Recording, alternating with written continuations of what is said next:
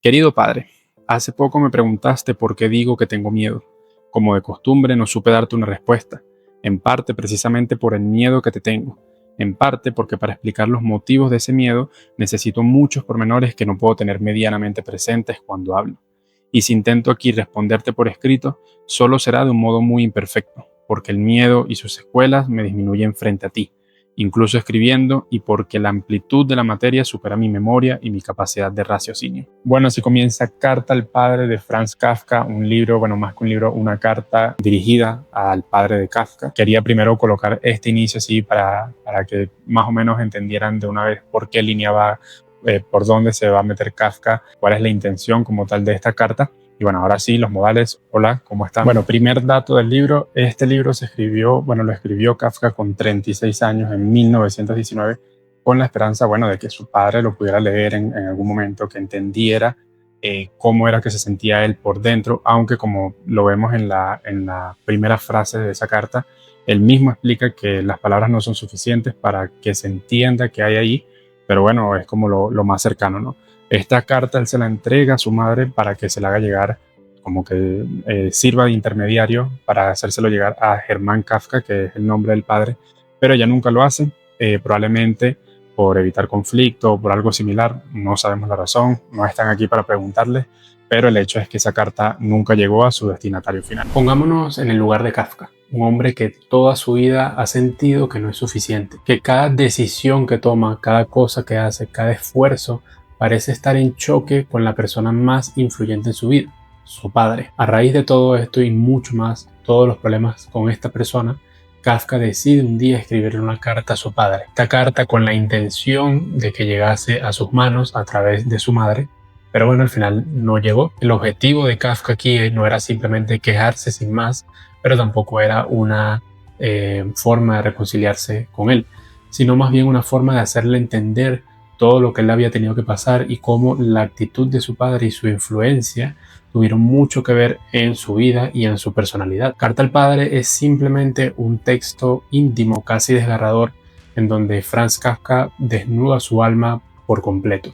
Desde el primer párrafo, Kafka deja saber que su relación con su padre estuvo muy marcada especialmente por el miedo. Más allá de ser una persona severa, su padre era una persona autoritaria, una figura que llenaba cada uno de los rincones de la casa y se hacía notar con su presencia, en especial aplastando la frágil personalidad de su hijo. Kafka lo describe como un hombre grande y seguro de sí mismo, con una fuerza y una voz tremenda, además de un temperamento dominante, por el contrario de Kafka, que era un niño tímido, sensible y además enfermizo. En resumidas cuentas, su padre representaba todo lo que Franz Kafka no era: exitoso, práctico, seguro, pragmático. Nada que ver con Kafka, que vivía atrapado en las dudas, en las inseguridades, en esa sensación de no ser suficiente en ninguno de los aspectos de su vida, ni en lo laboral, ni en la escritura, ni en lo amoroso. Y respecto al tono, no siento como ese rencor o ese odio hacia él.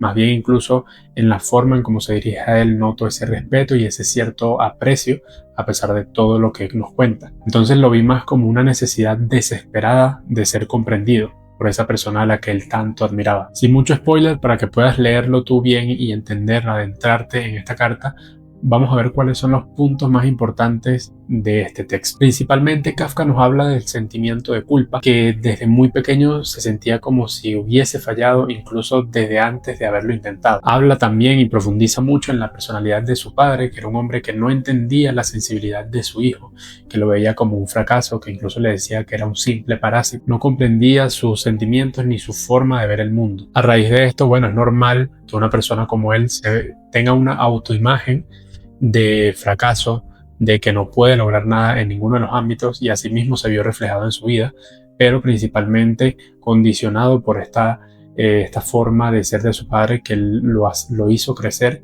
como con este pensamiento de que no era capaz, de que no era suficiente, de que no era como él, como si la única forma correcta de ser era la de su padre. Por ejemplo, si hablamos de su vida amorosa, sabemos que estuvo fatal. Podemos verlo en su historia, pero también él tiene unas cartas, por ejemplo, las cartas a Milena, que son unas cartas que él le escribe a este amor que también fue un amor fallido.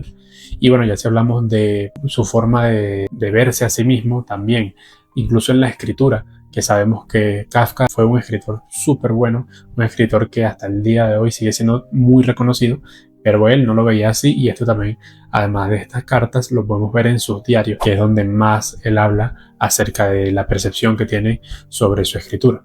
Por si quieres seguir ahondando en esta parte más íntima de Kafka, te recomiendo también este libro. También nos da a entender cómo en sus historias, en sus novelas, está muy presente esta figura de su padre, como por ejemplo en El Proceso, que vemos a una figura paterna muy autoritaria, en donde a la persona que está siendo castigada no sabe exactamente el por qué.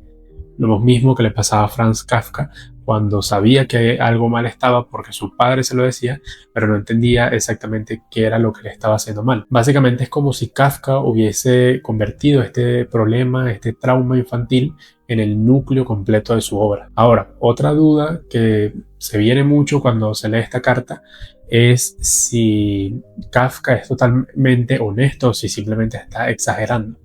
Bueno, yo de mi parte no puedo saber, no puedo decirlo porque no estoy ahí, no viví lo que vivió él, no puedo saberlo. Sin embargo, yo creo que el foco aquí no es tanto si nos vamos a poner de un lado o del otro, sino darnos cuenta de cómo una persona o el entorno como tal, o incluso una figura muy importante como es un padre, puede influenciar en nuestra vida a un punto de moldearla casi por completo. Entonces, ¿qué podría decir en resumen que es esta carta? Si me gustó, no me gustó, obviamente creo que se nota con todo lo que vengo contando, me gustó muchísimo, creo que es un testimonio de su hijo, un testimonio que lamentablemente no pudo llegar, no podemos saber la reacción del padre, que seguro que me la imagino más o menos cómo sería por todo lo que cuenta de su personalidad Kafka. Sin embargo, no lo sabemos, esta carta no llegó, pero lo que veo aquí es simplemente eso, una forma, un hombre que se siente desesperado, que quiere ser entendido, que muchas veces ni siquiera él mismo entiende muchas cosas, y cuando intenta explicarlas, él mismo dice que siente que no es suficiente con las palabras. Por lo tanto, yo recomendaría esta carta a todas las personas que quieren conocer más del autor, pero también para aquellos que se sienten identificados. Si ya llegaste hasta aquí, seguramente por lo que te voy contando de los temas que trata, sabrás si te identificas con alguna cosa o no. Entonces también, si es el caso, esta carta podría servirte mucho para también tú, aunque no sea exactamente tu caso, puedes verlo, puedes entender la influencia que tuvo, verte reflejado en esa historia de él, y bueno, seguramente muchas cosas pueden pasar ahí. Es un libro que te va a gustar e incluso te puede llegar a ayudar muchísimo. No te olvides de dejar tu like, suscribirte, activar la campanita. Nos vemos en el próximo video. Chao.